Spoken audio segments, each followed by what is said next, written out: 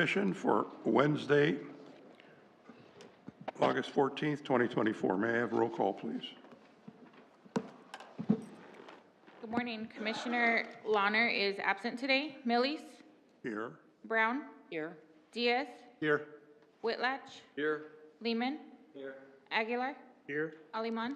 Here. Would you all please rise for the Pledge of Allegiance?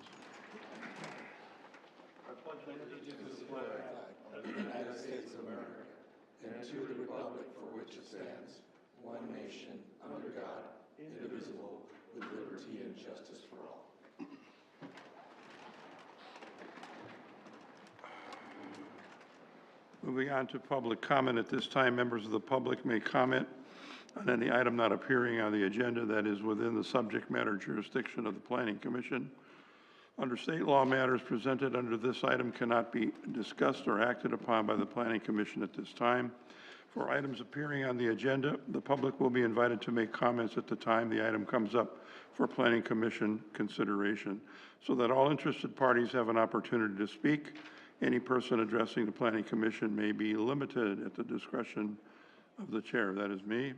Note, in order to be considered by the Planning Commission, testimony on public hearing items must be given at the time scheduled for the public hearing. At all times, please use the microphone and state your name and address. For the record, we are being recorded. That is the reason for that. Moving on to parcel map public hearings. Action on all parcel maps. Pardon? We didn't know if there was any public comment. Did you close? Oh, Actually, yeah. sorry about that. At this time, I will open the floor to the public for commentary. Are there any members of the public who would like to make comments at this time? Pardon? Through the chair, what was the question? Not on the agenda. If not, I'll close the commentary by the public at this time. Mr. Chair, sorry. We do have. We have just, I have a comment. What's going on? I apologize, we're being difficult. Matt Pierce, County Council. I would just like to introduce the newest member of the County Council Resource Team to the Planning Commission. That's the gentleman sitting next to me, Ross Miller, who spent 10 years at 9 years at RMA before coming over to our office. And in his 9 years there, I believe he was bragging to me earlier that he avoided coming to Planning Commission the whole time he was there. But now in his That's a true statement, yes. now he's here on his first month in the job for us. So here's Ross. What is his role? He's a new member of the resource team at County Council. The what team? The resource team. Research team, sorry. Resource. Resource, okay. I have a bad ear here, I'm sorry. Welcome aboard. Thank you. Any comments? No comments, but happy to be here. Thank you very much. Moving on to item 3, parcel map public hearings. Action on all parcel maps in this section of the agenda will be heard in one public hearing unless anyone wishing to discuss any one of these items requests that it be pulled for a separate public hearing. No staff presentation will be given on any item unless requested. In any case, there will be a separate vote on these items. This is a public hearing. At this time, I'll open to the members of the public any comments on any of these items. There's an item 3A or 3B. Any comments on these items? If not, I'll close the commentary on the part of the public. We'll proceed to address each item. First off 3A. Mr. Chair, sorry, there's more, there's a, Item 3C. yeah, there's 3C as well. Is there 3C? Sorry. There is. We're on 3A. Do I have a comment or a motion by my fellow commissioners? This is a one-item approval. Tentative parcel map PPM 23-024, Dipender Singh Grill, pardon me, Central Valley Engineering and Surveying. It's a categorical exemption for tenant parcel map PPM 23-024 to divide 201,247 plus or minus square feet parcel, 4.62 acres, into 4 parcels. Parcel 1 equals 50,328 plus or minus square feet. Parcel 2 equals 68,351 plus or minus square feet. Parcel 3 equals 47,956 plus or minus square feet. And parcel 4 equals 35,445 plus or minus square feet. In the M1 light manufacturing zone, the site is located on the south side of Avenue 88, approximately 630 feet west of Road 234 in Terabello. Through the chair, it does feel like we have a comment. We do have a comment? I believe you added, if you added number C, I am here for that. All right. Would you like to, I'll reopen the public comment. Would you like to come up, sir, and state your name and address, and make your comment? This is on 3C. That's correct. Thank you. I'm one of the property owners of 40808 Sierra Drive. I have some videos that I forwarded to the board. I want you to look at those, but basically these videos are from the flooding that we had upon that property. Actually, my property is a couple of hundred yards below this proposed subdivision. And you'll see that the way they went in and cut the roads and changed the grade basically diverts all the water onto the Highway 198. And since I'm on the lower end of that property, we suffered some extensive flooding. Basically, the extent of that was the whole property went underwater by about a foot and a half or so, and we have videos of that. I don't want to hold up any kind of development because that's how we all get paid, you know, me through businesses and you guys through taxes. But I do feel that this kind of flooding should be mitigated. And also when you look at the video, please look at the color of the water. This is just fresh mud water that came off. If you were to get flooding, you would normally get clear water off the road. So I ask that you look at the videos and put some kind of stipulation that the runoff has to be mitigated. It shouldn't be just be put back on the road and sent down to the freeway and down the road to the lowest lying roads and properties. So You have control over the I have control of something. Oh, that's good. Well, there's 3 videos here, so do I just double click on these? All right, there you go. What is the date of this video, sir? March 20th, 23. Now I got a cone. How do I get rid of the cone? There we go. If you wanted to see this again, or That was it, the whole thing? no, yes, this is what I have. This is the property, and as you can see where all the water is coming down. I couldn't send any longer videos because of the having issue going through the email. There's one more. This is my property. This is the flooding that we got. And again, these are the only videos that I could send because of the limitations of technology, I guess, these days. But that's pretty much it. Pretty clear. Yeah. Oh, you guys are seeing that behind me or something? Oh. Right. Okay. Oh, you see it on the screen. Okay. Well, you guys have access to it. Take a look and please make the right decision. I thank you. Sure. Any other members of the public that would like to comment on this item at this time? If not, I will close the commentary. Council, do we want to pull this out and address this separately? Through the chair, I think, yes, we'll pull that out and consider this separately. But let's go through the first 2 items, and then we can just... I made a motion on the first Yeah, item. and then we could discuss this one. Okay, let's go back to the first item then. Item 3A, we have a motion. I have a motion. Approve a categorical exemption consistent with the California Environmental Quality Act and state CEQA guidelines pursuant to Title 14 California Code Regulations, Sections 15315, Class 15 pertaining to minor land divisions in urbanized areas and conditionally approved tentative parcel map 23-024. Hit the move button. I did earlier, but Do we have a second? This is Commissioner Brown's second. Karen, please vote.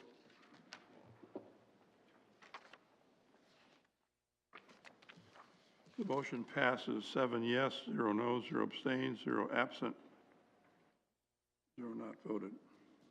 Moving on to item 3B. There's one motion. Tentative parcel map, PPM 24-020, Roll and Minerva Gonzalez, J. Frank Gomez. Categorical exemption for tentative parcel map PPM 24-020 to divide one 6.11 acre parcel into two parcels. Proposed parcel 1 is equal to 5.04 acres, and proposed parcel 2 equal to 1.07 acres home site parcel. In the AE 40 exclusive agricultural 40-acre minimum zone, the site is located at 39271 Road 128, Cutler, California, 93615, APN 033-120-031. I make the motion to approve a categorical exemption consistent with California Environmental Quality Act and state CEQA guidelines pursuant to Title 14 Code Regulations, Sections 15301, Class 1, pertaining in existing facilities and conditionally approved tentative parcel map 24-020 with a waiver for final map. Do we have a second? Gil Aguilar, I'll second that. Please motion. vote.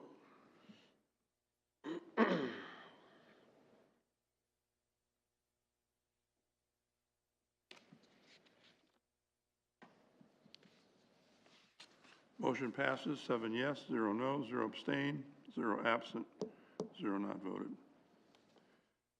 Okay, moving on to item 3C.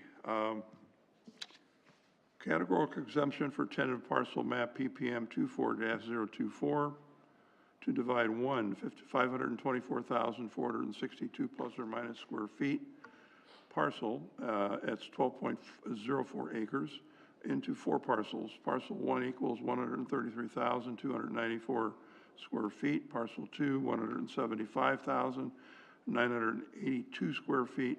Parcel 3 equals 108,029 square feet. And parcel 4 is 106,722 square feet in the C2MUSC General Commercial Mixed Use Overlay Combining Scenic Corridor Zone. The site is located on the east side of Sierra Drive, State Highway 198, approximately 2,360 feet south of South Fork Drive in Three Rivers.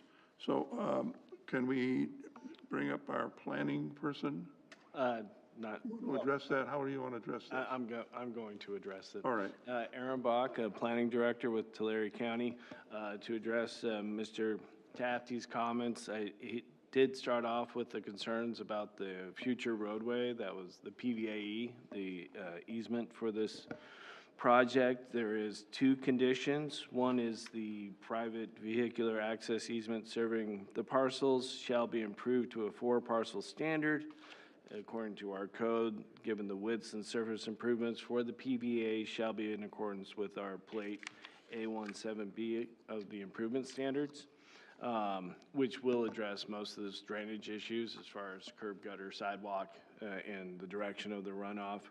And then in addition to just the PVAE, there will be an improvement plan with the profile shall be prepared for the PVAE. The improvement plan shall be designed and stamped by a licensed civil engineer or licensed architect and shall show detailed information on the construction of the PVAE, including curve, radii, drainage facilities, and erosion control measures as needed. The improvement plan shall be approved by Tulare County RMA Engineering Branch before construction of the PVAE. I think those generally, most projects will address the runoff, but especially since the runoff concern here seemed to be with the future roadway construction, the easement, the PVAE, I think that will be addressed by not only the engineer who draws up those drawings, but also by our department when they review the project itself.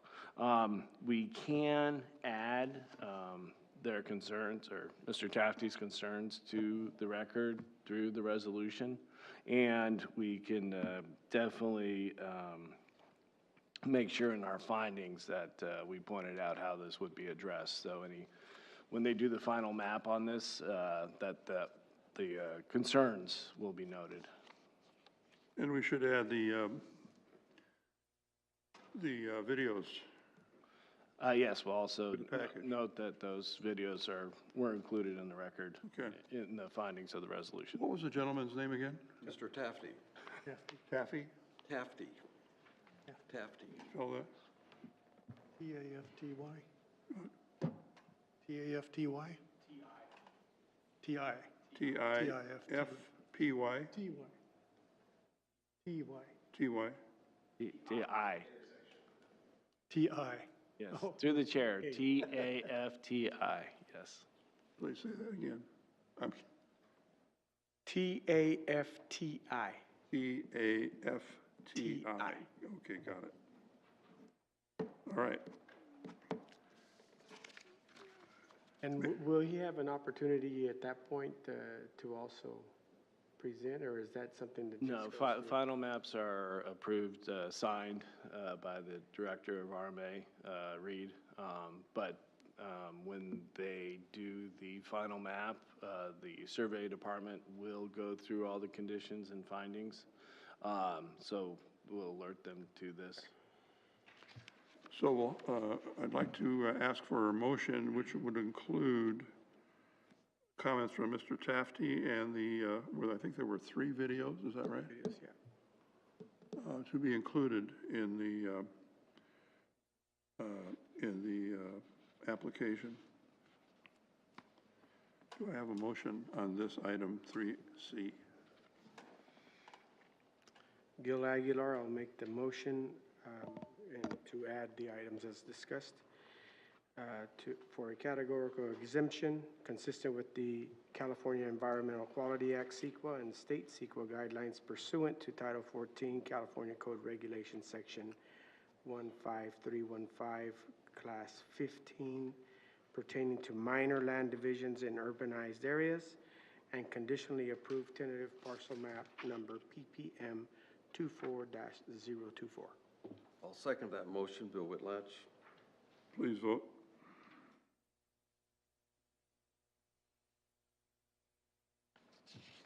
The motion passes 7 yes, 0 no, 0 abstained, 0 absent, 0 not voted. And through the chair, Velma, we can add those to the minutes, the videos directly, right? Granicus, right? Okay, thank you. So this will be taken care of, Mr. Tafty, and the engineering department. So there's somebody watching, okay? I appreciate it. Thank you for Sure. your consideration on Sure. this. Again, Three Rivers is a unique community. I'm surprised we're not a whole bunch of Yes, we know that. voting to everything. County, I thank you for your help. Thank you. You guys have a great day. Moving on to item 4, public hearings. To members of the public who wish to participate, you may do so at the time the public comment portion of the hearing is opened. At this time, please state your name and address for the record in order for it to be heard by everyone in the room. Your statements will go out on the live audio stream and will be included in the audio recording of the hearing. The timer will be set to 3 minutes, so please adhere to the time limit. Item 4A is PZV 24-036 and PPM 24-022. Martin Mary Lou B. Lopez and J. Frank Gomez. I'm having trouble enunciating this morning for some reason. Categorical exemption for zone variance on PZV 24-036 and tentative parcel map PPM 24-022 to allow the division of a 28,934.34 square foot parcel into 4 parcels. Proposed parcel 1 is 10,507.89 square feet. Proposed parcel 2 is 7,492.35 square feet. Proposed parcel 3 is 5,175 square feet. And proposed parcel 4 is 5,750 square feet with a required final map in the C2 General Commercial Zone within the Lindsay urban area boundary. Subject site is located at 825 South Mirage Avenue, Lindsay, California, 93247. And our planning person this morning is Emily Gage. Good morning, Emily. Good morning, Chairman Millies and Commissioners. My name is Emily Gage, and I work for the Tulare County Resource Management Agency Project Processing Division. Before you today is tentative parcel map number PPM 24-022 and zone variance number 24-036. This is the vicinity map. The subject site is located at 825 South Mirage Avenue in Lindsay, California, 93247 with APN 208-030-011. These are the aerial and existing zoning maps. The subject site is located within the Lindsay urban area boundary with the land use designation of general commercial. Proposed parcel 1 contains an existing residence, septic tank, and shed. Proposed parcel 2 contains an existing duplex, septic tank, and shed. Proposed parcel 3 contains an existing residence and septic tank, and proposed parcel 4 is currently vacant with the septic tank and has plans to rebuild a residence on the parcel. The surrounding properties contain agricultural uses and residences. Directly north and south of the property is a C2 zone. C3 is to the east, and the Southern Pacific Railroad is to the west, with the A1 zone beyond that. This site is not under the Williamson Act land conservation contract, and the County Public Works and Engineering Branch, the Environmental Health Services Division, Fire Department, the County Surveyor, and the City of Lindsay have responded to the consultation request. This is the site plan. The applicant is proposing to allow the division of a 28,935.34 square foot parcel into 4 parcels. Proposed parcel 1 is 10,507.89 square feet. Proposed parcel 2 is 7,492.35 square feet. Proposed parcel 3 is 5,175 square feet. And proposed parcel number 4 is 5,750 square feet, with the required final map in the C2 zone. There are 4 mandatory findings to approve a zone variance. The first being that there are special circumstances applicable to the property involved, including size, shape, topography, location, or surroundings, so that the strict application of the zoning ordinance deprives the property of privileges enjoyed by other property in the vicinity and under identical zoning classification. There are physical constraints on the property due to the proximity of the Southern Pacific Railroad and inorganic shape of the surrounding parcels. The strict application of the zoning ordinance would deprive the property owner of privileges enjoyed by other property owners in the vicinity. The second finding being that the granting of the variance will be subject to such conditions as will assure that the adjustment thereby authorized shall not constitute a grant of special privileges inconsistent with the limitations upon other properties in the vicinity and zone in which the property is situated. The zone variance will not constitute a grant of special privilege inconsistent with the limitations upon other property in the vicinity. There are multiple sites within the vicinity that contain the less than 10,000 square foot minimum as required in the C2 zone. The third finding being that the variance will not authorize a use or activity which is not otherwise expressly authorized by the zoning regulation of governing the parcel of property. The subject property is located in the C2 General Commercial Zone. Section 12D6 of the Ordinance Code pertaining to the division of land allows for the division of land in C2 zone, and it does not exceed the limitations set in Section 8A2 regarding the density of dwellings. And D, that the granting of variance is consistent with the general plan. Resource Management Agency staff, having performed a review of the project site and have determined that the current land use designation in which the variance shall be granted is a compatible use with the creation of parcels less than the minimum acreage allowed in the C2 zone. The granting of the variance is consistent with the general plan.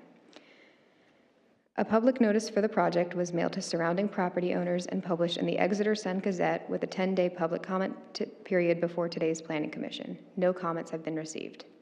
This ends staff report. Do you have any questions for staff? I have a question, Chair. Emily, we didn't get anything from the City of Lindsay? Any conditions that they requested have been added to the resolution. I can bring those up right now. So through the chair, the letter states that, thank you for the opportunity to comment on the map zone variance. Mirage Avenue is designated as an arterial by the City of Lindsay's general plan. According to their review, all parcels are shown to be served by existing driveways, but we would still like to note that the city limits direct access to arterials from single-family residences. As such, we would like to request that no additional access driveways be approved. The second comment would be to request the requirement of the installation of sidewalk along the project frontage. I think they're glad that this is residential and not some other use. Okay. Any other questions? Is there an easement right there to get to that back property? 'Cause that's just the railroad in the back. So how do they get to those two properties right there? Through the front properties. That looks, it's Emily showing right there. You can see the proposed access road that the applicant's agents here could speak more to the graphic representation in the drawing if necessary. Got it. Any more questions for Emily? If not, this is a public hearing. I'll open the session to members of the public at this time for comment on item 4A. Are there any members of the public who would like to comment? The owner here. I'd like Frank to explain that. I mean, Comment from Frank? Yeah. Oh my gosh, that's new. Oh, Not feeling well? good morning. My name's Frank Gomez, 452 based in Dinuba. And you asked a question about the access. There is a proposed access road to the back there. It will serve the two parcels that are in the rear of the property. And according to the Can you bring that county up? ordinance, it requires a public road there. And that road Map is, that shows the, am I too loud? It's already has concrete on the driveway approach or between parcel, I think it's 3 and 4. Is that right? Would I have it on there? Where was that color map? Is there a maintenance agreement on these parcels? There's a driveway approach already there. I see that. It's concrete already, so it has, the frontage of the property, it's already curb and gutter, except I don't think it has sidewalk on that part, but I think to the north there is sidewalk. So there's that driveway that goes back there, turn around and make the turnaround of the bigger parcel, so that way you can get around it. If it has to meet the requirement of fire code or fire department, you can put either a T or have a turnaround there in that corner. And then the existing parcel 4, I believe it's vacant right now. There was a house on there. There is septic tank there already, so they would want to build a house there, which was, I think, either was demolished or burned down or something, but it's there already. And so is that an easement for that driveway? Yeah, there will be an easement for those parcels. I think it'd be 2 and 1 in the back. So the 2 parcels that are serving. So it's already paved and will probably improve that parcel that goes to the rear parcel. Turn around too. Rick, will there be a maintenance agreement on this access? Well, it'll be part of an easement that's set up under the. Who's going to maintain the access? Yes. Who would do that? The owner. We've got three separate parcels involved here. What if there's not the same owner? Well, the only parcel that needs access to the front is those 2 parcels in the rear. I mean, 2 parcel private road easement to there and be maintained. We still don't know who's responsible for maintaining them. The owner. The owner has to maintain it. Okay. So that portion that goes through his property, he has to maintain. Right. Okay. not a public street, so it's a private street, correct? Yes, it's a private street. Any other questions Yeah, questions? for Frank? And all those parcels right now are served by the waters provided by the Lindsay Irrigation District already. They already maintain that. Any other questions? No. Thank you very much, Frank. Any other members of the public would like to comment at this time?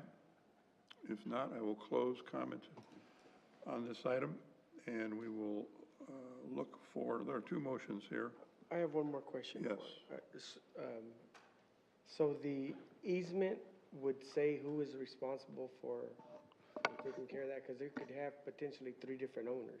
Right, and so there is and we've done this before, required actual maintenance agreement between all the parties to make sure there's not a problem in the future. And you could do that through we could put a condition on the final map that they do that, since the final map is required in this instance. But generally, yes, your neighbor is responsible for their portion of the easement, and usually people work it out amongst themselves, but we can kind of force their hands a little bit here with a maintenance agreement. I think that's wise. I live on a private drive, and it's important to have an agreement, because this way everybody understands what the responsibilities are and what their exposure is. Because the way it's set up now, if this guy in the front decides he doesn't want to maintain it, the guys in the back can do all they can. They're going to be in good shape, but they still can't get, they still have to go through the front. Well, yeah, and that would tend to avoid a lawsuit forcing them to keep the maintenance. You have the responsibility, Frank's right, that you have the responsibility as the owner to maintain that servitude for the other parties, but, and if you don't, they can't. That seems unfair because the front guy doesn't need it. Yes, it would seem unfair, but it still goes through your property. It's a commitment or a promise to the other property owners, right? Yeah. Okay. So I'm looking for a motion from my fellow commissioners on item 4A, first motion.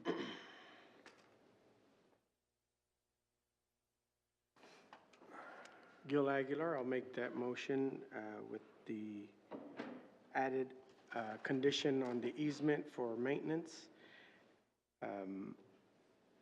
to approve a categorical exemption consistent with the California Environmental Quality Act, CEQA, and the state CEQA guidelines pursuant to Title 14 California Code Regulations, Section 15315, Class 15, pertaining to minor land divisions in urbanized areas, and conditionally approve zone variance number PZV 24036. Bill Whitlatch, I'll second that motion. Please vote.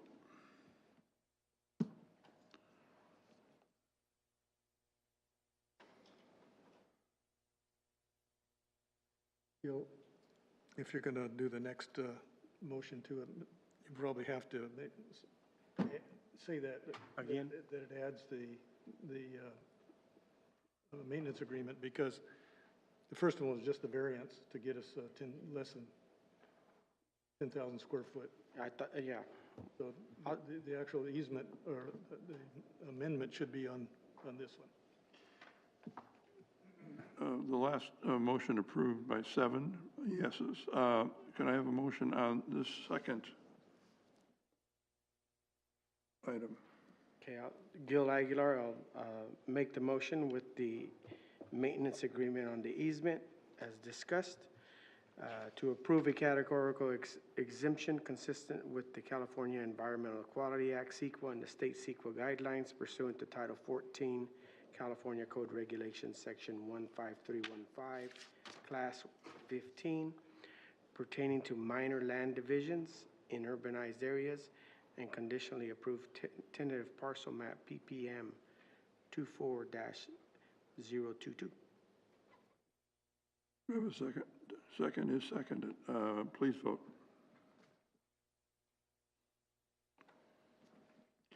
Motion passes 7 yes, 0 no, 0 abstain, 0 absent. Thank you very much. Moving on to item 5, information and discussion. Item workshop. 5A is a text amendment to the County of Tulare zoning ordinance PZC 24-004, Tulare County Resource Management Agency, categorical exemption for text amendment to ordinance number 352, PZC 24-004 to the Tulare County zoning ordinance pertaining to adding section 6,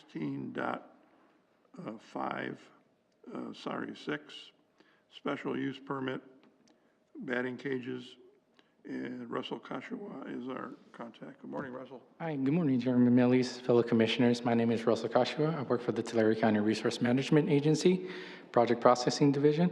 Before you today is a workshop for the discussion of amending the Tulare County zoning ordinance, adding section 16.6, special use permits for batting cages. So the county has received an application to amend the zoning ordinance to regulate batting cages in residential zones. This would include the RA, RO, R1, R2, R3, MR, and PDFM zones. A citizen has raised concern regarding the noise nuisance created by the batting cages. Before you is a site plan that shows the subject properties noted as subject site number 1. Number 1. Subject site 2, 3, and 4 all possess batting cages. One of them is abutting the neighbor's property directly to the north and is causing concerns for the citizen. So as part of the process for drafting an ordinance, I went ahead and looked at other jurisdictions to see what they have done before in the past with regards to batting cages. So the first one I looked at was the city of LA. So in 1990, the city of LA, they cited it was a facility that was in a commercial zone and it was abutting a residential zone for violating their noise ordinance. So according to their noise ordinance levels, that any daytime use next to a residential zone, the maximum decibel levels needs to be 50 is the maximum that is allowed. When they were doing measurements for the batting cages, they found that the levels would consistently be over 50. Another study that I took a look at, this one was Sacramento County. This one wasn't necessarily with regards to any batting cages that were near residential, but this is more for the sound levels. So for this Sacramento, they found that at 10 feet from the batting cages, that they recorded a maximum noise levels of 72 to 78 decibels for that one. This area is very similar to Adventure Park and their similar setup for their batting cage. And then the last one was the East Greenwich in Rhode Island. So this one was in 2018. This one, the city of Greenwich did actually shut down. This was placed in a school, and the school was adjacent to a residential area.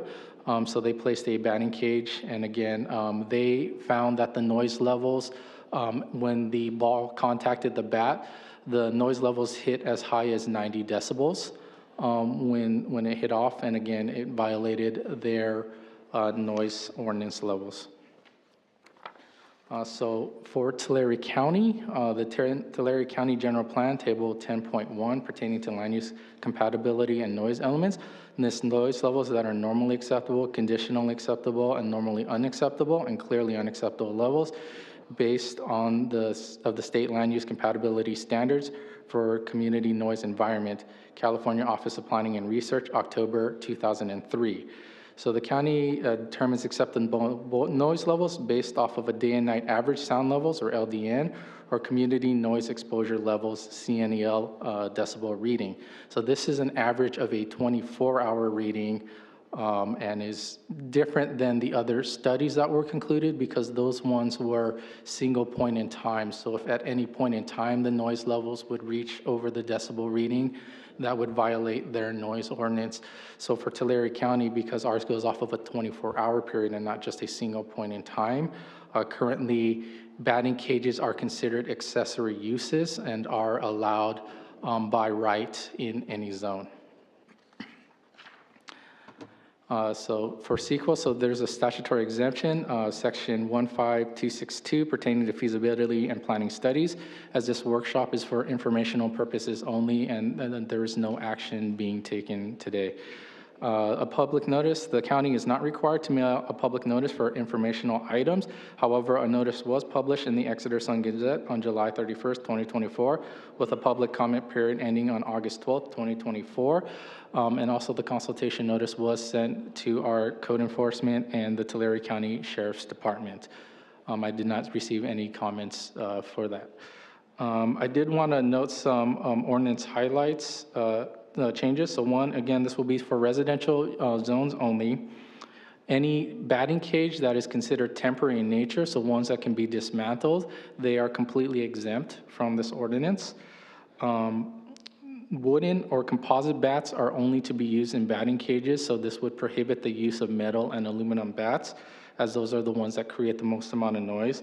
Also, regulation baseballs and softballs are also prohibited, as again, those contribute to noise, so it would be more of a softer or a dimple style ball shall be used. All structural support posts and framing shall be padded to reduce noise. And it was noted here in the packet, I think it's... Say that padded part again? I'm sorry? Say the padded part again? Oh, so any posts or framing needs to be padded to reduce noise. So if the ball hits any of those structures, it would be reduced in noise. So under attachment 1 is the actual ordinance itself. On the second page, under the development standards, B number 1, it says light fixtures for private sports courts shall not exceed 20 feet.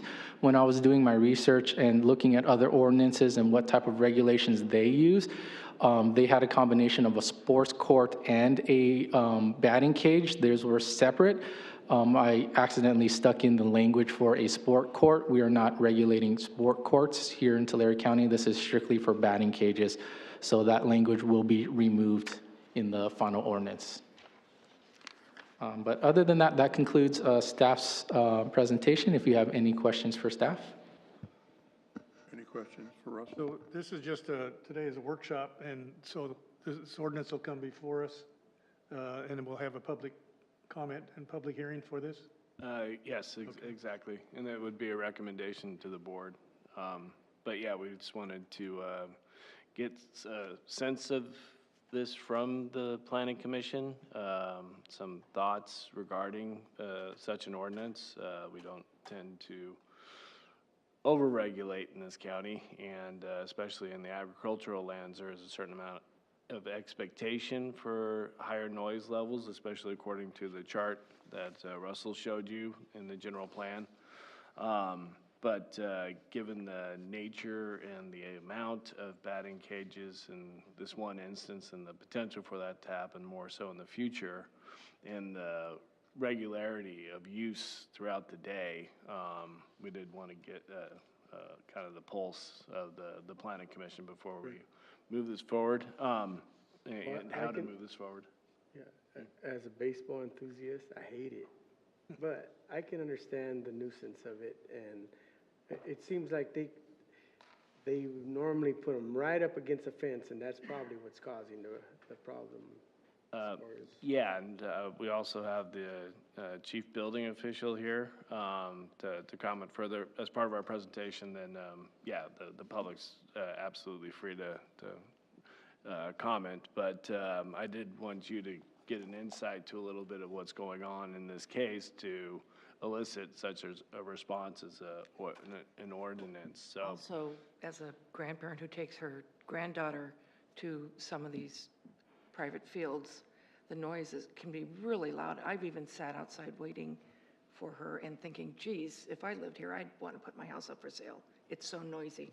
And I personally have experienced batting cages. Of course, it was at Hanford on Reddington, and so you also have the train, all night long in cars. But it gets mixed or lost in that. But if you do have the quiet rural setting here, that although potentially it could be agriculture, it's much quieter. So in an instance like that, absolutely.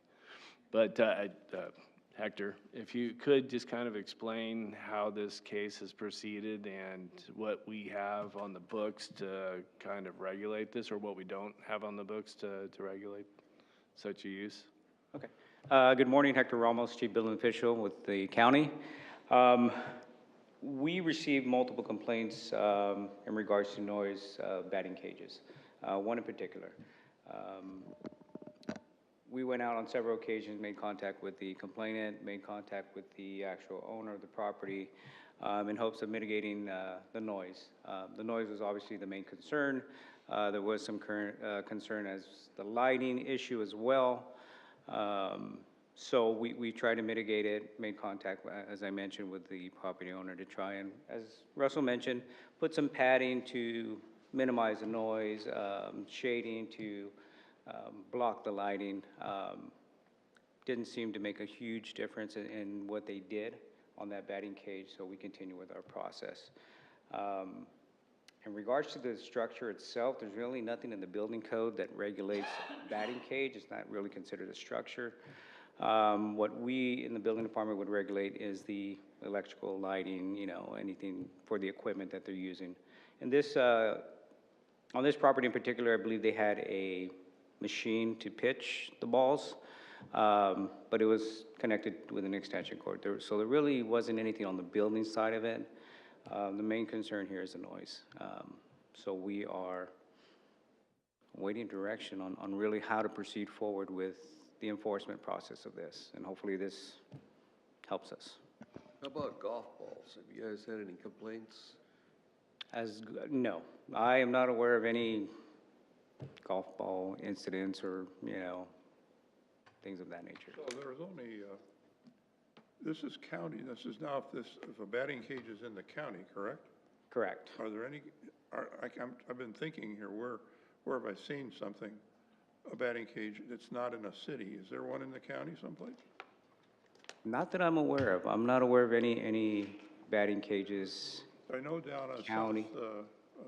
Tulare Highway at Mooney, there's some cages over there, I think, but that's in Tulare. That's City of Tulare. I mean, as Russell mentioned, Adventure Park has theirs. It's more in the commercial side of it, the aspect. Then in the high schools, that's usually in the city, so Correct. they have their own ordinance, I'm sure.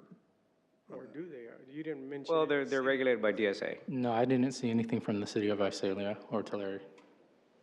That's interesting. Because I've seen them at Redwood High School, batting. There's several Yeah, but- houses that I go by that have. I've never seen any in the county. Yeah, schools are DSA, so they would be the ones regulating and enforcing that, so. But this is in the eventuality that there is one, right? So this is kind of, The life it is singular in nature, but this is also forward-looking. If we were to, you don't like to legislate just off of one case, but the fact that we don't have a noise ordinance in the county doesn't allow us, like some of the instances Russell put out there, to, if somebody is exceeding a certain threshold, we don't have any powers out there except to, you know, make the determination ourselves it's a nuisance, and we have not done that, and we don't really want to get into the business of that, given the agricultural nature of this county, and where do you draw that line? So to make this singular to batting cages or something like that, where we know there is a potential problem out there, it would make sense to have something on the books. I don't know if that's this. The applicant brought this forward because for anybody in the county can actually request a change to the ordinance, and we have a process, and you're seeing the process for it. So, you know, it's a again, we don't want to legislate just off of one case, but here's an opportunity to put something out there so code enforcement can do something about this in the future if it were to arise again. But this case, it's also going to probably take a little while because the neighbors are grandfathered in prior to this, and there will be some sort of sunset provision. So like 2 years or so when this would become applicable to even people who had it in batting cages now. But it's, new ones come in and have something on the books. I don't really see how a temporary one would be less noise than a permanent one.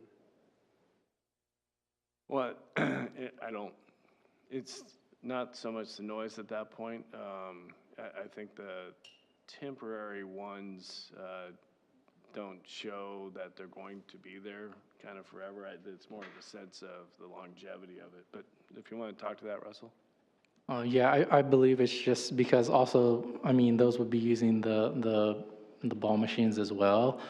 However, again, it's kind of Aaron was alluding to that, you know, usually for these ones, when there's a permanent batting cages, it can be used for multiple hours at a time, not saying that the temporary ones won't, but because it's temporary in nature, it kind of shows that they're not fully committed to something that will be used long-term.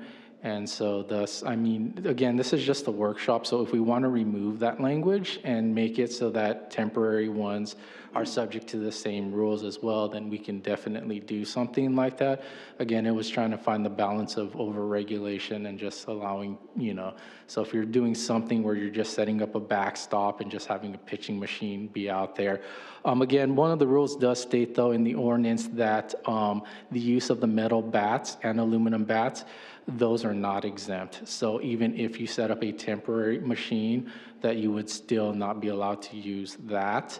But trying to make them put like padding around the back of a temporary wall that they're just using. And again, they have to be able to take down the wall. So if it's one of those little fold-up ones, we don't want to have to make them go out and pad something like that in order to be compliant with the ordinance. Yeah, I just don't see how that's any quieter than a regular one. That's my point. Mm-hmm. You know, when, I had a complaint in the past, it's been the last 2 years, was on our agenda. The batting cage is backed up to a neighbor's property near his pool. I don't remember exactly where it was. I don't know what our decision was. So you we've know, had complaints. when we have property or projects come in for conditional use permits, part of the findings and conditions of approval is that we limit the noise level at 65 decibels at the property line, and we have hours of operation limitations on the deal. I think if we have some sort of an ordinance, right now, of course, this is just, there's no ordinance to control that. So I think if there's some sort of an ordinance that would address batting cages and have, I don't know what the number needs to be, but for consistency, maybe 65, because we use it all over the county, decibels. And then, you know, hours of operation, if you're in a residential area, not to be after, say, 10 p.m. You know, I think we can maybe move in a direction that nobody's happy on either side, but at least we can get something done. So actually, Russell, if you could go back to the general plan land use compatibility. So just to be clear on this, and this is a little bit of a difference between this and our assemblages of people, because you're talking amplified noise, amplified music, and we try to regulate that to 65. So because that is a constant over hours, you know, 4 or 5 hours, and rarely, in a few cases, have we just off of the a spike, a 90 decibel spike, have we sent enforcement out. So the thing is to also look at this over the 24-hour period. So it's that noise level. Are they 65? It's the averaging of all the noise, 65 over a 24-hour period. I think that is fair because they'll have spikes, even with wooden bats where they could be, you know, 65 or 70 plus. But I don't know if you get the 90 decibels. You definitely don't get that over a 24-hour period. So, but that would require a formal noise study. So if we were to do use permits with a formal noise study, we would have clear evidence of an exceedance, like they're operating for 12 hours a day or they're operating for 8 hours a day. And that's where you get, I think, a complaint in this instance is not so much the one-offs, you know, kids playing with their parents. It's the baseball team practicing for a while. So, and again, I think you're right in drawing the conclusion with the assemblages, because we are giving them a privilege to have near commercial uses, if not commercial uses, at their residences, right? Especially in a residential neighborhood. So, yeah, I think if we look at that, not so much the spike or the peak of just the one hit of the baseball that goes to 90, but look over a 24-hour period, I think we'd be able to regulate that a lot better on our side. But this ordinance was also include existing batting cages, use of metal bats. Ping, ping, ping, you know, and so would that would restrict existing batting cages, right, from using metal? So that's that whole grandfathering thing, and the attorneys here can chime in anytime. But you know, we can't, as far as notice, as far as due process of the law, it's rare unless there's an emergency situation that you can actually regulate something right now. I mean, we'd have to show the necessity or the damage or the harm that this is causing, which I think would be difficult. Yeah, we could do emergency ordinances that apply immediately. This would not be the case. So it's just how long you give people to come into conformance. Most of the times, you see a couple of years in a lot of cases, but if there's something more immediate to the necessity, then we can use that as the reason why we would try to enforce something. I would not suggest doing it now. I think that would potentially lead to some litigation out there somewhere, but I would. 2 years seems reasonable to staff, but if 1 year or less seems reasonable to the planning commission, we'd entertain it and look at it and see what the legal ramifications would be. Yeah, I mean, I would agree. I think the purpose of this is, you know, you're going to require existing owners to eventually come in and existing batting cage owners to eventually come in and apply for special use permits, and they would have to comply at that time. But you couldn't, I don't think there's enough here for an emergency ordinance with one, if this is based now on complaints from one individual, I just don't see that enough for, you know, an emergency countywide ordinance. But it would be a year or 2 years giving notice to any, you know, batting cages that we're aware of now that would need to comply with that.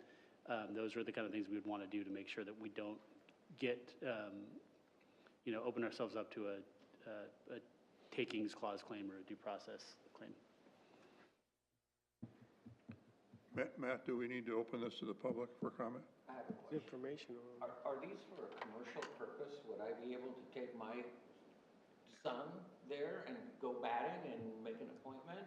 Or are these private that the residence uses and his associates? So they are private in the fact that we do not believe the landowners in these cases are being paid for this purpose. However, generally, I do believe they are part of teams, and so I do believe they use these as a place to practice. So the money might not be exchanging hands directly, but indirectly, there is. And it's not like anybody's out there to make money in these cases, but I think they are looking for an alternative place so they don't have to go to the commercial batting cages or go to the schools when those are not available. This makes it available for a lot longer period of time. So it's into that between place of So it's not really either. It's not, yeah, it's right, not, right. it's not a, you know, it's not a hobby. I mean, for some people it is. So, and, you know, it's used for the spectrum. It's not like some of these assemblages where we go, are you a nonprofit or not? And you find out they're a church, and it's like, wow. And you don't know for certain. So, but this is Parking close. and bathrooms and all of the other things that go along with a commercial establishment. in something a little lighter? Are we preventing the next Field of Dreams? Yeah, well, no, it's not prevention. It's, I mean, we do have, and, you know, it's like, how far do we want to stretch the word nuisance? But we do, on the code enforcement side, but at the same time, on the regulatory or legislative side, we do have the powers, and we would have the powers right now to take a use permit to you if the department felt it was worthy on not creating our own use permit, but something that should have a use permit. So I think the law would afford us that on the quasi judicial side of things, acting as our own regulators. But on the legislative side, I think we have immense powers to, whether it's commercial or not, that doesn't need to come into question here. I mean, this is purely about noise. Go ahead. And to answer the chair's question, yes, you should take public comment. Should be. Okay. At this time, I'll open the session to members of the public for public comment on this item. 5A, text amendment to the County Tulare Ordinance PZC 24-004. Are there any members of the public who would like to comment at this time? Yes, Good morning. sir. Please state your name and address. Ed Canvasser, 31888 Road 132, Visalia. We were, my wife, Susie, and I were who brought this. We're the landowners adjacent to the batting cage. Where is this, sir? We are just adjacent to the batting cage in the, we're parcel 1 on the, with the red dot up there. You brought this before. I talked to you about this before. Right. You talked to me about, uh-oh. That's why you knew At about least it. he disclosed the conversation. Backs up close to your pool, right? It's 5 feet off our fence line and about 15 to 20 feet off of our pool and spa area. The property, history on this is we've been out there for 24 years. We raised our 2 sons. We have 3 grandchildren, another one on the way. Most of our activity is to the east end of our property near this whole situation because the front portion is fairly unimproved and just used to be a pomegranate orchard, and we cleaned that out years ago. We have a shop building, metal shop building up front. When this occurred, we were 10 years approximately into the, well, this started last year in August, actually. We noticed some construction, a foundation being poured, couldn't understand what it might be so close to our property because there's nothing over there other than a garden and a swing set for the last 15 years or so. They're the second owners of the property. They've been there for 10 or so years. They run an B area, what do you call it, Airbnb? No, a B business, whatever it's called. Aviary. To the north side of their property, in their own shop building. We've had no run-ins with them over the years. Our grandchild would go over and play on their trampoline. We talk through the chain link fence. We buy gift cards and things for the boys' sports and so on. Never had a problem. This thing started August 28th was the first night it kicked off. Lights on, which weren't permitted. They put the lights in after, I guess, inspection was final or something on the foundation. We complained to the code enforcement. They came out and made them get a permit for the electrical. Not sure why it wasn't included in the original permit, but they got it anyways. So they have at least a dozen LED lights that run along the ridge line on the inside of their carport. So imagine a batting cage with steel posts on a concrete foundation. It's 18 by 30 something feet long or so. they built a carport over it, a steel carport. So now, in my mind, it's like echoing or amplified by just that alone. They've had rubber mats up as backstops that are big, thick, possibly material on the inside, foam, I'm not sure, but a vinyl or a leather outer part that the ball hits when they miss it. So if they don't bat the ball, so if you don't hear the bat, you hear this big bomb explosion from this ball slamming into kind of like a chair or what you guys are sitting in. Those hang, and then there's netting behind that to keep the ball within the confines of the batting cage. The netting makes no noise. It's just the bats, the ball, and the backstop. Beyond the netting is about 5 feet.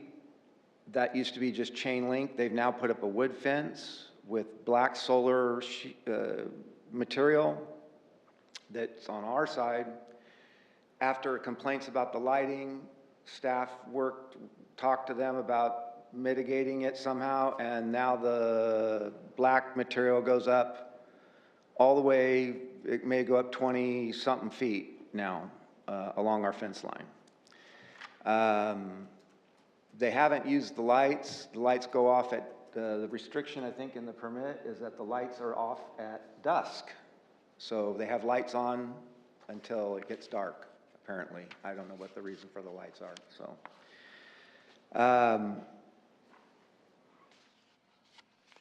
This has escalated to a point over the year that we've contacted the Sheriff's Department 24 times approximately for them to come out.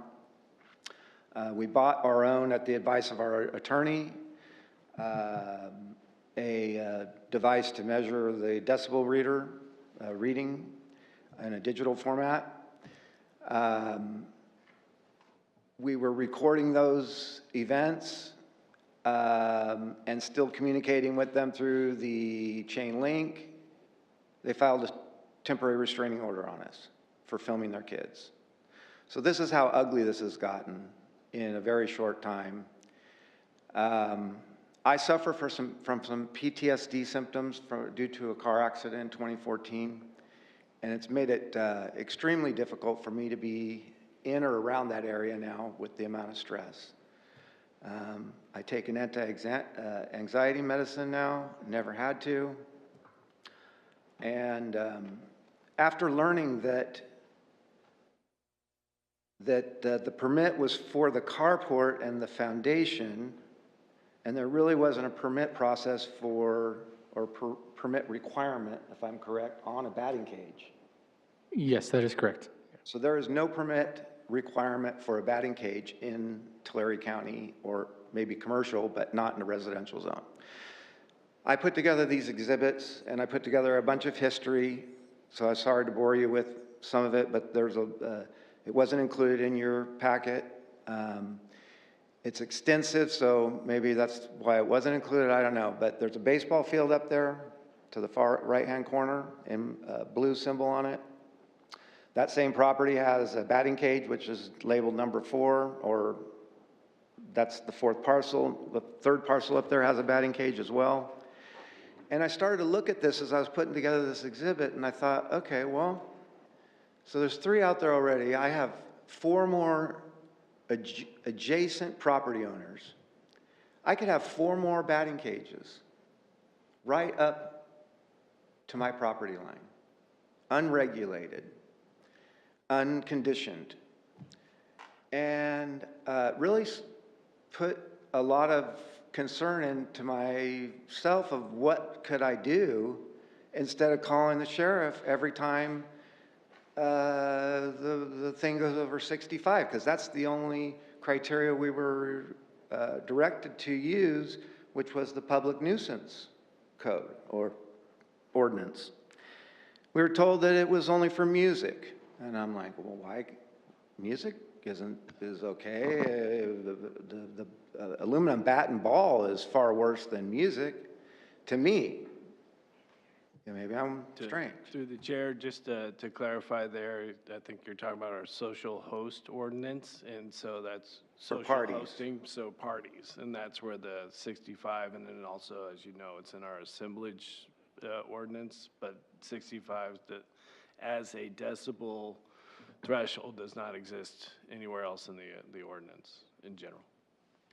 Mr. Canvaser, could you share with us maybe what kind of levels, decibel levels you were measuring? So we always place the meter 5 feet off the property line or even more, which means it's at least 10 feet because theirs is 5 feet off. And we've gone anywhere into the high 80s, 70s. Typically, it's hard for them to use it without going over 60, 65. If they hit the ball, especially the older kid, there's a 17-year-old, they have 4 children. When he connects the ball with the ball, it's pretty darn loud. If he misses and hits the backstop, this big foam or whatever it's filled with, it's not as high frequency, but it's like a big bass bomb. I mean, it's loud as well. It's not any less loud. It's just a different frequency. Unfortunately, we don't talk to them. Temporary restraining order said we couldn't make any contact, so they have a wood fence up. We can't see through their property anymore. We can't see anything they're doing. And so, again, we're bringing this just to try to either eliminate, with the potential of 4 more properties wrapped around me, the potential of 4 more batting cages just adjacent, I'm just hopeful that we could get to some ground on setbacks, maybe a sound study, so a specialist can tell us not only is a wood bat and a ball can be 65 as well, or be an annoyance or a nuisance.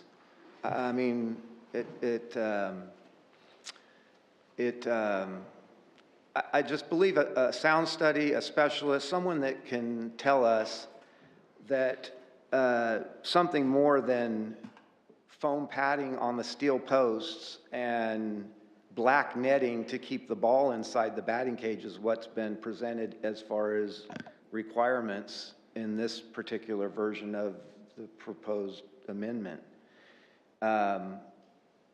Black netting is already up.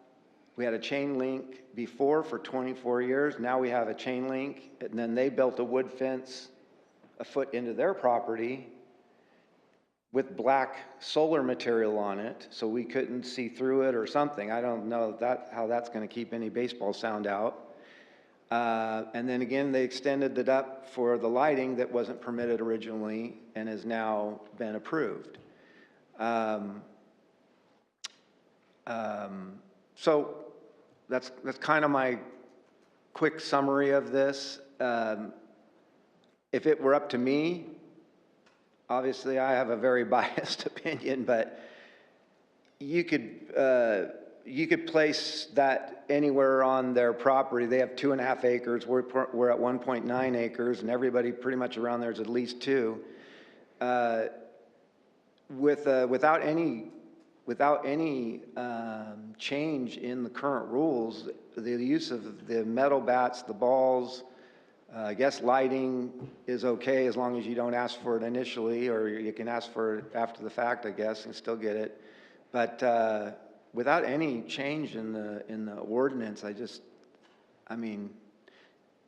asked staff, they don't even know where batting cages are because they're not permitted. They're not required to be permitted. So they're whatever you call it, Accessory structures. Yeah. So your home, sir, is the parcel 68? Indicate number 1 right here. Oh, you're right there. And our house is obviously the red roof, and our backyard, I put the house all the way to the back to stay away from Ben Maddox. So which cage is bothering you? Is it the one here in number 2? Yes, this one. Oh, okay, I was looking over in the far right. What is that over there with that field that has 2 There's cages? a baseball field Does it have that 2 they use cages? for team sports. practice and all kinds of stuff, and there's a batting cage in the back, which is the yellow bat symbol that I put back there. On number 2? On 4. Oh, on 4, yeah. Is there 2 cages there? On number 2, the structure to the northeast part, that is used for a bee apiary service. He's asking on number 4, there's a field. What is that in the corner? What is that? That is a baseball field. The what? It's a baseball Does field. it have a batting cage? The batting cage is located to the south here. Okay, so there's only 1 batting cage. There's a total of 3 adjacent to his No, but property, the but one on one that- on the property, yes. Oh, there's 3 on that property? 1. 1. It's the third Different one on parcels 3. with each having their own. 1 on 3, there's 1 on 2, there's 1 on 4, and where's the 4th one?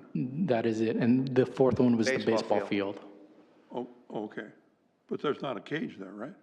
No, not on the baseball field. Okay. No, but they like to shoot off fireworks at the end of their practices, illegal fireworks. They have cars parked along the street. They, you know, Which one are you referring to? 4. 4, okay. But all we get from staff is, well, we haven't heard a noise complaint from Sheriff Department because we don't live adjacent to them, so obviously, I guess we can't complain. But, you know, primarily, I want to deal with the stuff adjacent to my property. They've already determined that the baseball field's okay, and until there's a change to the ordinance, zoning ordinance, they can't do anything about these batting cages. So I also have a problem with 2 years. Is not fixing that problem? Through the chair, what was the question? This ordinance we've been discussing, the sound ordinance, is that not going to fix this problem? So it would not fix it immediately, but over time, yes. So within whatever we determine that time frame is when this would be applicable, and we'll talk with council about what that looked like or should look like. Yes, that would ultimately fix this. It would. This issue. So this gentleman has a problem now because he has PTSD. What should he do? Should he escalate through code enforcement to Well, have this has been as escalated as it can be through code enforcement. Like he was talking about, the neighbors tried to mitigate some of these impacts and gone quite a ways towards trying to do that. So far, it appears that in most cases, when we ask neighbors to do things, they don't have to do them. The fencing, all this other things, noise attenuation, they don't have to do it. They have, but it hasn't resulted in a successful case because we would have probably not heard any more complaints about it, and we would have closed the case by now if it worked. So this wasn't working, whatever this is. So a use permit in the future would require downward lighting, hours of operation, all the things that we can regulate with. So yet, to answer your question, yes, this would work, we believe, to reduce the issues here, including, we could also do setbacks from property lines or setbacks from houses. I mean, there's lots of things we could do to make sure it's like not butted up right against, as you can see in picture, it's butted up right against their house. Well, that's not even the best exhibit. Yeah, but I you mean, can see- I gave you an exhibit, that's at 1 at 200 feet, 1 inch equals 200. I gave you one at 50, which shows right exactly my backyard, but we don't have that one on the screen. But Mr. Bach, you indicated that this ordinance that's being proposed would fix the issue. I believe That's what you answered. That's, okay, I'm gonna jump in here. That's the question I asked. Yeah, I'm gonna jump in here. Mr. Chair, I think you've been very generous in giving this gentleman time to present his case, but I don't want to get into I don't want there to be a back and forth between staff and a member of the public here. That's not the purpose of this. So what's your recommendation?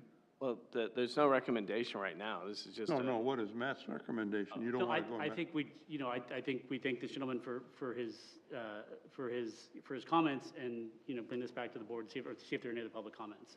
But I mean, I think we've been going for you know, 15 or 20 minutes here, I think that's, you know, we could have.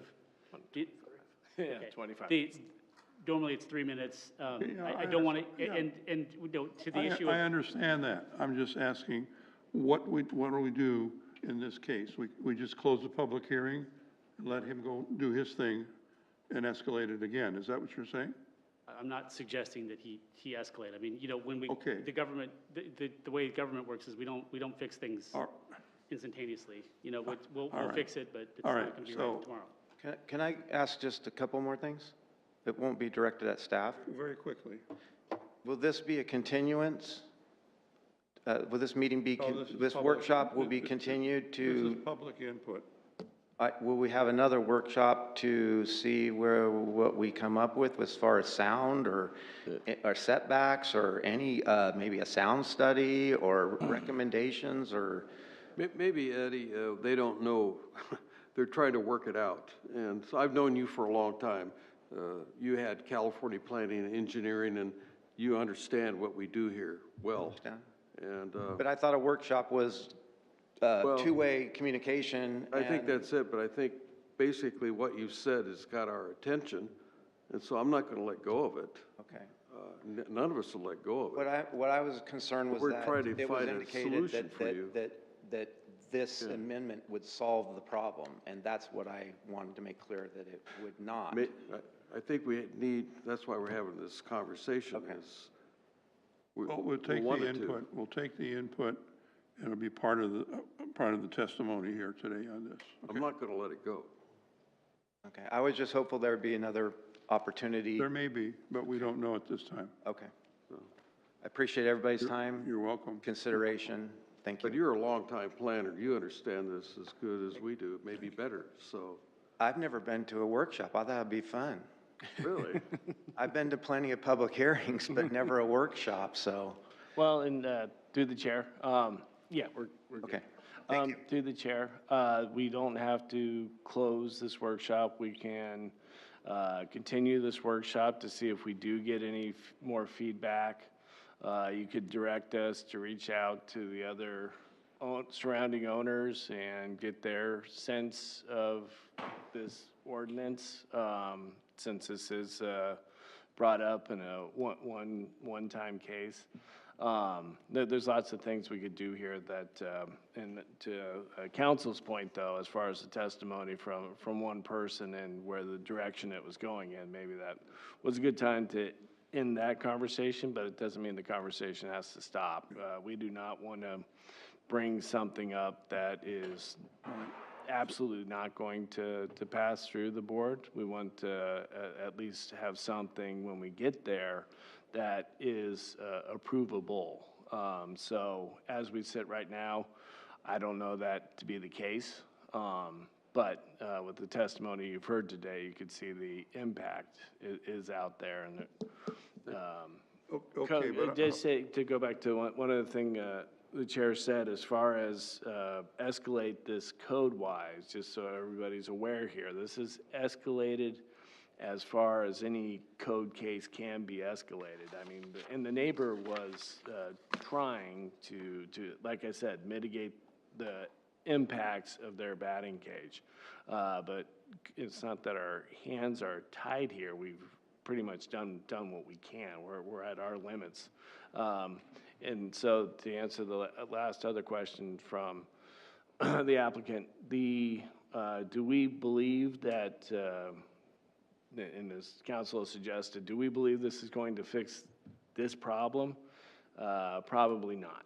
And so where do most things like this go? They go to court because this is potentially a nuisance case. But we do try to limit the externalities of uses in the county that are special in nature, that are conditional in nature, that don't comply with our zoning exactly. So then the first question is, does this comply with our zoning? As we sit right now, today, yes, it does. Does this fit within the building code? Yes, it does. Is this use by right? Yes, it is. And so when your use is by right, and it's having an impact on a neighbor, and we cannot regulate it, then this is as far as this case goes. If we do nothing today, this is as far as this case is gone, or is going to go. Can we refer it back to you guys and then for future? You refer, Well, let me close the public hearing first. Let's get that over. through the chair, there's no public hearing, so. Are there any other members of the public would like to comment on this at this time? There is If no not, public hearing. then we'll close the public portion of There this is no testimony. public hearing, he just told you. Well, we opened it. I opened it a few minutes ago. Okay, I just closed it. Yeah, again, so what was the suggestion, Supervisor? I would just say Supervisor, refer it back to you for report for, there must be a solution for this. I mean, we came here to look at a text amendment to this batting cage issue, and we've got a real-life example here. So I guess we want to bring it back and have the staff look at it and see if there's any remedies that we can apply to this sound ordinance. Yeah, Help so, us, gentlemen. the suggestion, what I'm hearing is Not that. trying to make decisions today, Matt. Yeah, Okay. no, we're not making. Thank you.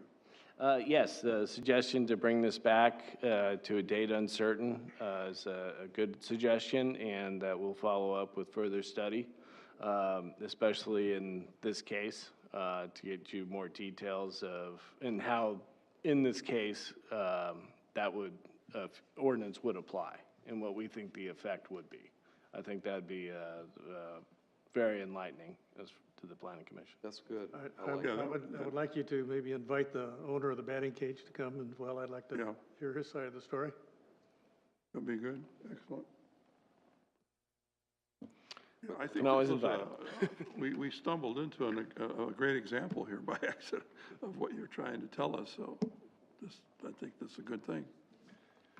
Which, all good. bringing it back is just going to prolong it a little bit longer. So, So, you know, it's kind of somewhat related and a little bit different. We're kind of moving off here a little bit.